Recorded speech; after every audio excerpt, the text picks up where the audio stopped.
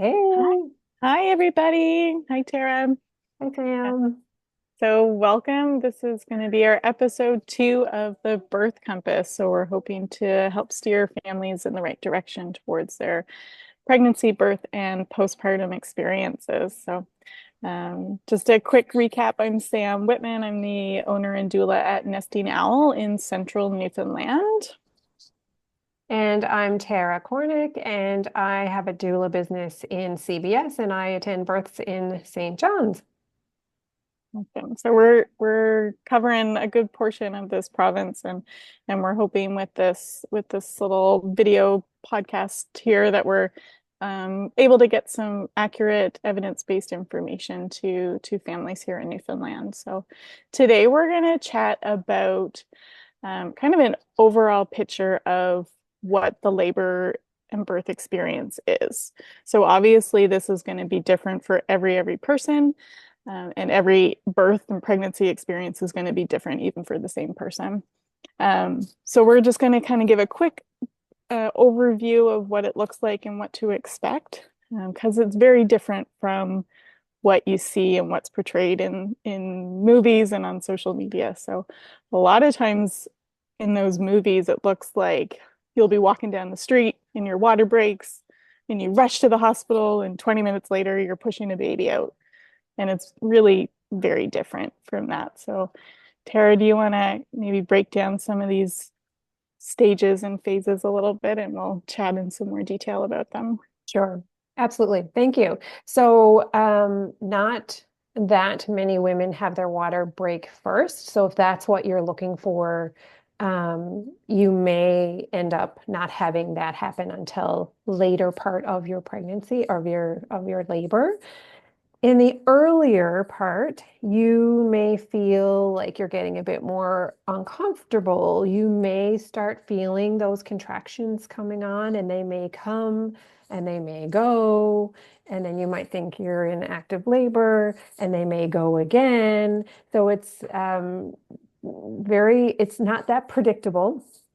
And that can last sometimes for days, and it might not last for days. So this is what Sam was saying. It's different for every person. So in that's what we call early labor, where things are starting, your body's warming up, and these contractions are starting to get your baby used to the whole process too. So it's really, sometimes people call me and they're like, I don't know what's happening. My contractions are starting and I think things are moving along, and then they stop. And we tend to have this thought in our society that it's something when things like that happen, and it can be a longer process than what we were expecting, that we are doing something wrong. And Mm. then the Googling can happen. And then the mom groups of like, what should I be doing? And that's not necessarily always a bad thing to get suggestions and ideas. However, I like to tell my clients that there's nothing you're doing wrong. It's that sometimes your body just takes that amount of time because there's a delicate dance going on in the early part, especially between mom and mom's hormones and baby and the hormones that they're releasing to get things moving. And some babies just need that little bit of extra time. So it might not be your body at all doing something wrong. It just might be that you need that extra time. So it Mm. can look like that. It can look like it's very, very slow to start, Mm. or it can be faster. Yeah, so Yeah. we were chatting about this before. So a lot of times, especially for first moms, they're told that labor is this really long experience and that early labor stage can, like you said, can be a day or maybe even 2 days long of this kind of start and stop. But sometimes it can happen really fast. Mhm. Sometimes people's bodies are just ready to have that baby and their baby's in just the right position that they descend really well. So sometimes the whole thing can just be a few hours. Yeah. And if you're expecting a longer experience, that can sometimes be really overwhelming, and can sometimes be hard to process because you don't have that time that you were planning to be at home and to rest and to nourish your body, which I always suggest for that early labor stage. Drink lots of water, eat good food, sleep and rest as much as you can. Sometimes you don't have time to do all those things that you're planning. Yeah. But you need to make sure you're listening to what your body's telling you and trust what your body is telling you. Because sometimes you need to go in sooner than what you're being told.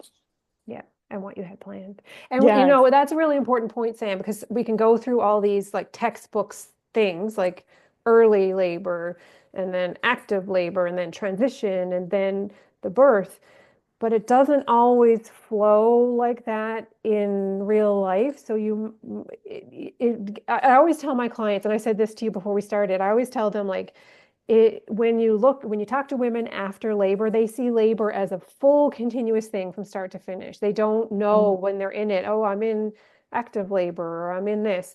Usually, some people do, but more likely they just see it as a one process and one yeah. journey. So you And don't need to necessarily memorize the different no. phases and stages. Mm, And and it's even hard for us sometimes to remember, oh, how dilated are you in this stage? right. And it doesn't really matter. It's how you're coping and what strategies you have in place and what you've practiced before or talked with your doula about beforehand, Mm, and things that you take with you or have at your house ready to go. Those are the things that help you cope with hmm. fast labor, short labor, long labor, getting Yeah. frustrated if that's, something that happens. And Yeah. we can help you stay calm through all of those things sometimes, most of the time. Most of the time, yeah. Yeah, so that's so a nice thing to do is to kind of plan how you're going to cope with all these different phases of labor. So that early labor stage that kind of starts things out where it's kind of starting, stopping, slowly those contractions are coming into a regular pattern. This is the time to be, like I said, resting, nourishing, hydrating your body. Um, and for the most part, this the phase where you're able to cope with those contractions really well. They're not super intense, they're not really long, and they're spaced out fairly well.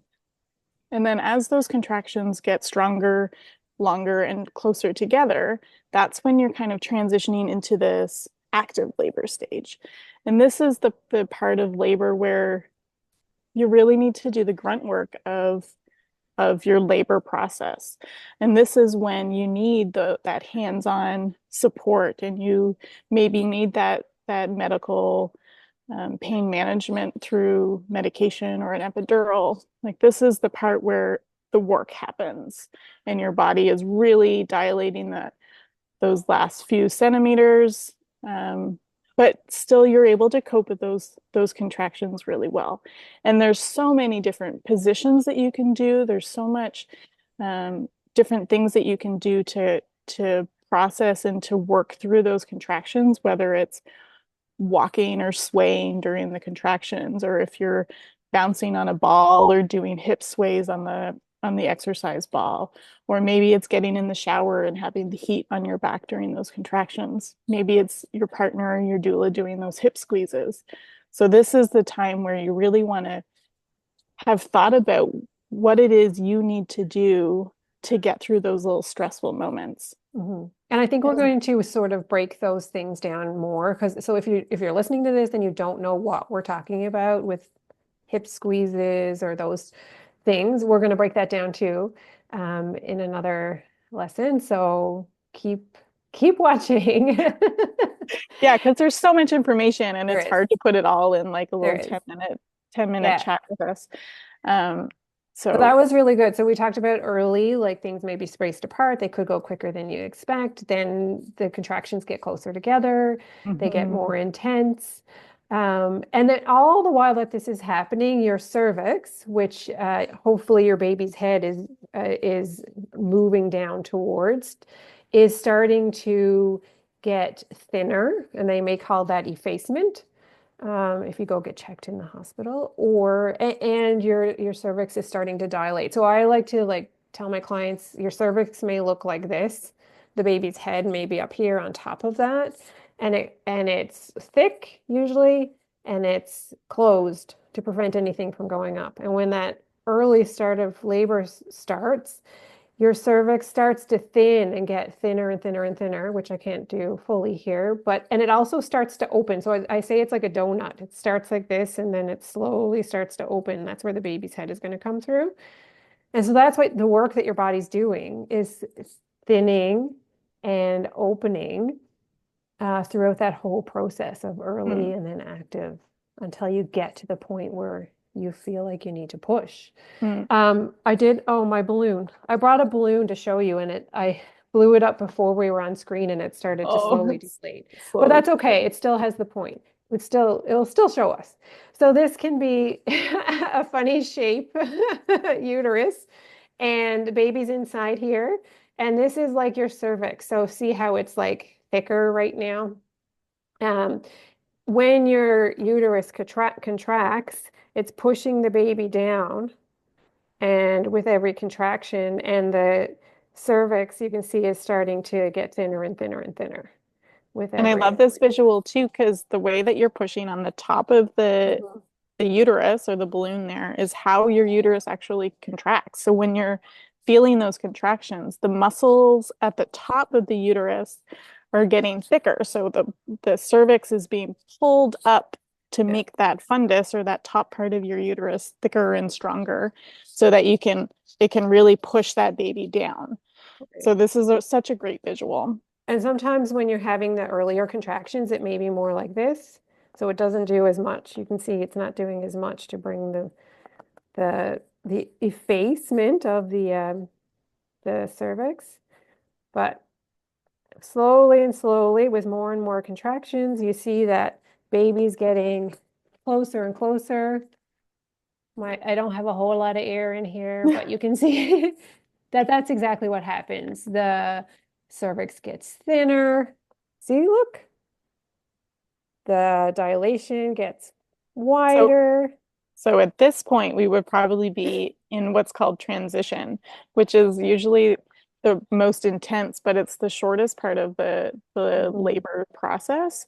Um, so this is the last little centimeter or so of dilation and that last little bit of effacement or thinning of the cervix. This is actually funny to do in person because eventually the ping pong ball shoots out really fast. And I had lost air, so it's not going to do that today, but it can be a little jarring, and that's not usually how it happens, but it makes everybody laugh. It's a good laugh. Yeah. But you Yeah. can see how the mechanism of how it works, and then eventually it's fully dilated and the ping pong ball comes out. Yeah. Yeah. Yeah, so that last little bit transition can sometimes be the most intense phase of labor, and it can be a lot of times, even for people who wanted to have an unmedicated birth, a lot of times this is the point where people get so overcome by how intense those contractions are that they're looking for pain management. But usually at this point, it's a little bit late because you're so close Mhm. to pushing that baby out. And And it so might this be is just mean that you need more support at that time. You might not exactly so. necessarily need Yeah, pain management. You just might need more hands-on support. right. So Yeah. this is the time where your partner or your family or your doula really needs to step up to show you how amazing and how strong and how incredible you are and what you're doing is. Hmm. So this is really a good time for the partner to do their thing. Yeah. And just to give you an example of that, I had a client recently and we had the hospital bed raised right up. And she was leaning on the bed and leaning over and breathing through her contractions. Her husband was behind her and pressing on her lower back to help relieve some of the discomfort back there. And I was leaning on the other side of the bed, right in her face, talking her through the contraction. And she was staring right at me as Mm, I talked her down. Like I kind of talked from her head down her yeah. body into and releasing it out of her feet. So there's lots of things that you can do. That's just one example. But Hmm. being really close Yeah. with your support people at that time usually helps to relieve the pain. So, Yeah. And to yeah. focus on that breathing too, because a Mhm. lot of times it's easy to lose that focus that you've had throughout your whole active labor. So to really kind of bring it back to those slow, deep breaths Yeah. and sending all that energy down to your baby. Yeah. So then once transition is done, a lot of times there's a little bit of a break in the contractions, and that's just your body's natural way of letting you rest a little bit before you start pushing. and those pushes can be really, really quick. Sometimes it's just a few pushes to get your baby earthside, and sometimes it can be a little bit of a longer process, Mhm. and can be up to an hour or two of pushing. Yeah. And this is why it's so important to make sure that your body is nourished and energized to get you through this marathon of a labor. Yeah, and then so there's lots of different ways to push. It's not just always on your back with your feet up. And we can chat about that another day too, is all these different options for pushing positions. Um, but yeah, and then so you push that baby out. Usually they're put on your chest right away, and you get these wonderful, beautiful baby snuggles and this kind of influx of oxytocin Mhm. where you get to celebrate what an achievement you've just done. Yeah. And then Yeah. it's not over. No, it's not. A lot of people think that's the end, but it's not. Next, the placenta needs to be pushed out. So that is sometimes women don't really pay a whole lot of attention because they're snuggling their baby. Some women pay a whole lot of attention because they feel it a lot. They sometimes Hmm. feel that the contractions that continue to occur to push out the placenta feel stronger sometimes than what they felt with pushing out the baby. So again, this is another thing that is different from person to person, Yeah. but that placenta does need to come out, and that can sometimes take a while too.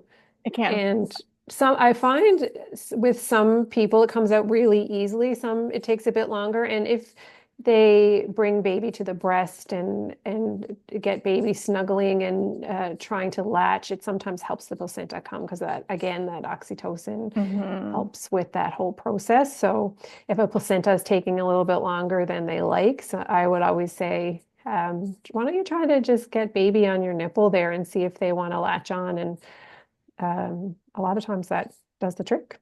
Yeah. Mm, Oxytocin is such an incredible hormone. love it. Yeah. The love hormone. We love the love We hormone. do. Yes, we do. So yeah, so that's like a really brief kind of overview of what labor looks like. And like we said at the beginning, sometimes it happens that way and sometimes it doesn't because labor and birth is anything but predictable. So don't feel like this is like the textbook way that birth happens.